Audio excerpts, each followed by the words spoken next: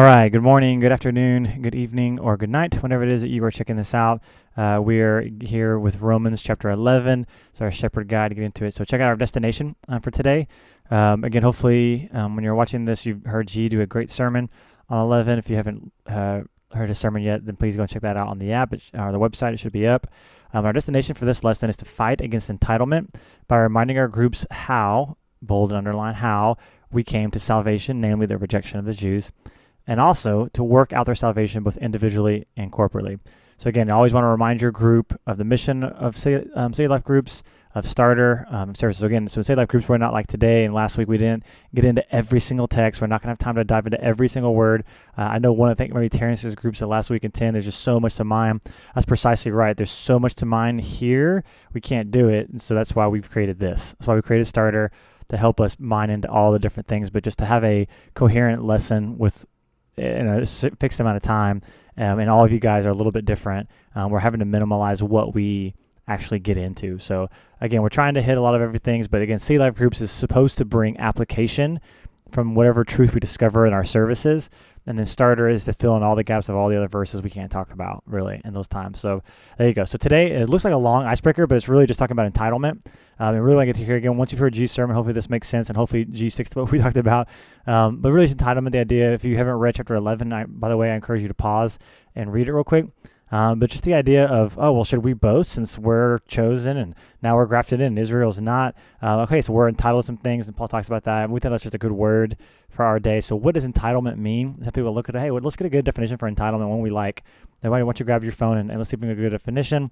Okay, so how can you discover or test to see if you are functioning as an entitled person? So here we have 1, 2, 3, 4, 5, 6 statements, and then I put some things in red you can apply that to. So again, I have that, here's the sheep guide, so they have those same 5 or 6 statements with my little red thoughts on there. So you can just maybe pick 1 or 2 of those. You can like, hey, so-and-so, why don't you read this one, do that. You can just have it contemplative if you want to, your choice. For me, depending on time, I probably just pick 1 or 2 of these myself and go through it and ask you, hey, if you want to look at that later, you can. So let's just look at the first one.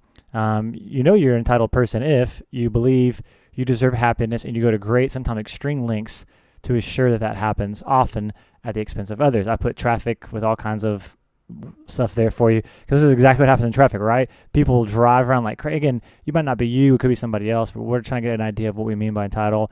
People do some politics all the time. People do with their money all the time, that I deserve to be happy at the expense of other people. I will screw people over so that my politics and power wins, or so that my money stays mine, right? Which we'll look at other. Okay, you punish people when they don't do what you want them to, either passively or aggressively. Just look at your relationships, see how that works. Maybe skip out on that one. You constantly see other people as competition or threats. I don't quite understand this one a whole lot, but do you see that at work or with physical appearance, right? I'm always trying to get above these people at work, or I don't like the way they look, or different things like that. So that could be one you go to, or you tend to exhibit many double standards in the way you behave and interact with people. I can be late, but you can't, right? So maybe with your kids, I probably would skip that one myself, but that's just a thought. I think these two probably everybody does, but I think maybe they're worth looking at. You tend to look out for yourself, for your needs, and for your desires more than anyone else. We all do that, so I put the word inordinately on the other side, right? So look out for your money is a good way of evaluating that. How do you I'm entitled to this. I've worked for this money. This is my money. I deserve to use it how I want to use it for my purposes first, right? It's wise to take care of myself first versus being obedient to the Bible, which we'll talk about in a second. Or you crave admiration and adoration, and then again, I added the word inordinately because we all crave that to some different degree, but it was talking about an inordinate craving.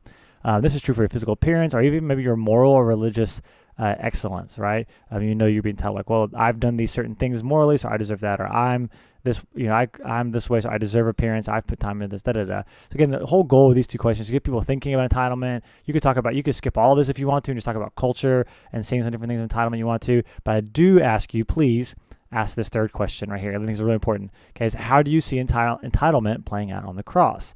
Might catch people off because it's a complete opposite of what we've been talking about so far. And maybe somebody will grab it. And if they don't, here's what we're kind of going for, okay? We're starting to see the only person who has any right to entitlement, he gave up all of his rights on the cross, okay? So you see entitlement playing. If anybody was entitled to being worshipped, adored, admired, have looked out for themselves, their own desires, to have double standards they wanted to be everybody. I mean, if anybody had the right to do any entitlement ever in the history of the world, it would have been Jesus.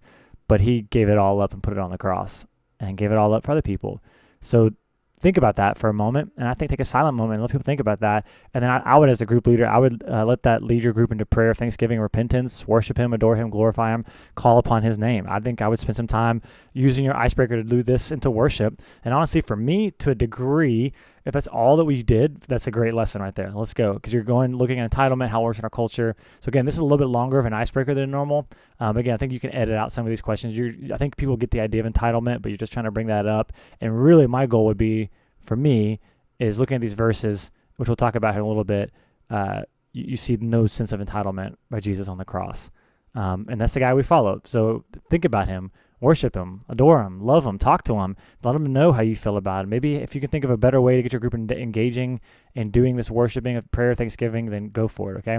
But yeah, I want to spend a ton of time on here, but I would spend more time than a normal icebreaker for my 2 cents, okay? Then the scripture, okay? Again, same thing. You see why we're doing it. Read all 11 together, and then we're going to focus just on these 3 or 4 verses right here. Again, if you haven't read 11, you need to pause, and you need to read it all right now. So pause and then read it, and then come back to this, okay? And we're staying in these verses here. And for a couple of things, we're really kind of getting at maybe 2 or 3 things here. So put quickly on numbers 1 and 2 here. What was Israel's role in our salvation according to chapter 11? Okay, you could go to some of these verses or the whole thing. Okay, I think you can see it right here. Okay, is that they were broken off so that we might be crafted in. Okay, he says quite right. They were broken off for unbelief. You stand by your faith. Okay, so that's true. Okay, they were broken off so we might be grafted in because of their rejection, because of God, the severity of God you see later. Okay, we were able to break this space made for us. Okay, so that's their role. They lost so we could win, but it wasn't a voluntarily loss. In this sense, I don't think they realized what it cost them, kind of like it did Adam and Eve didn't realize that either. Again, you're trying to see, okay, their rejection directly led to our adoption. Okay, that's the big point of chapter 11, especially at the end. There's some good stuff. Okay, so then quickly, I think people should see that pretty fast. Secondly, how could, or maybe even should, remembering that destroy entitlement? Okay, because here's what, for me, because we didn't do anything to deserve what Jesus gave us, so we actually don't have any rights, and we have no reason to boast. No rights, because we didn't do something that got us Jesus. Matter of fact, they did something that got us Jesus. Everything as a Christian, right? The Israel sin, Israel screws up, made way for us. Jesus' righteousness and his awesomeness made way for us. There's really not a whole lot of entitlement. There's really, you're entitled to something when you do something, and Christianity is news that everything's been done. So how could that destroy entitlement? I think philosophically we get that, but maybe even practically you can talk about that really quickly in your group too, like how we treat people, which again, we'll talk about that a little bit down here, but you could talk about not operating on a sense of entitlement, right? And 3, I spent a little more question on these 4 questions down here for me. How do you see Paul's refrain in all of Romans that salvation is by faith, not by works?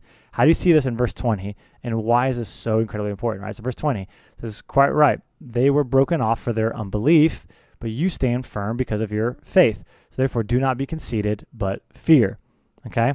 So for me, I see it as in, he doesn't say here, right? The contrast is between their unbelief and our belief, okay? Not in their bad works versus our good works.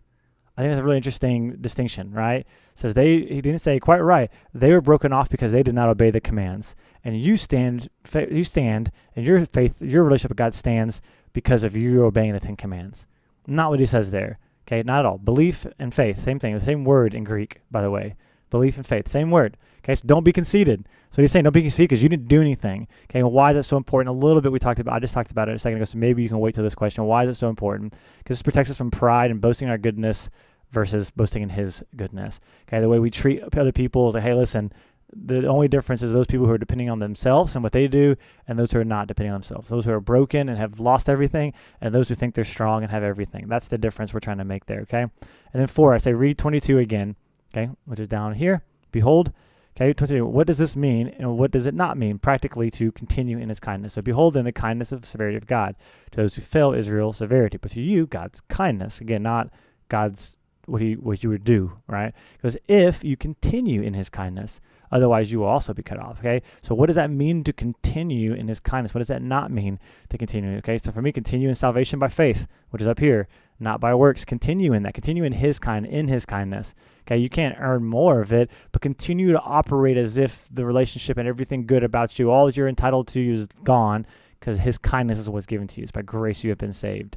Okay, continue to operate in that. What does that mean? Okay, what does that practically mean? What does that look like? Okay, can you ever feel a sense of moral superiority to other people? Well, I vote this way, or I don't do that, or I've elevated these certain sins over other sins, behavioral sins over other behavioral sins, so I'm good, or I'm these dang people. I wish they would think like me. I wish they'd be like me. Okay, no freaking way. You can't treat people. You can't treat yourself. Self-loathing and saying, God, I'm stuck, I'm not good enough, okay, is not continuing in his kindness as well. Neither is pride, neither is arrogance, neither is anger, hostility to people who are different. If God showed us this kindness, then we have to continue that as well, okay?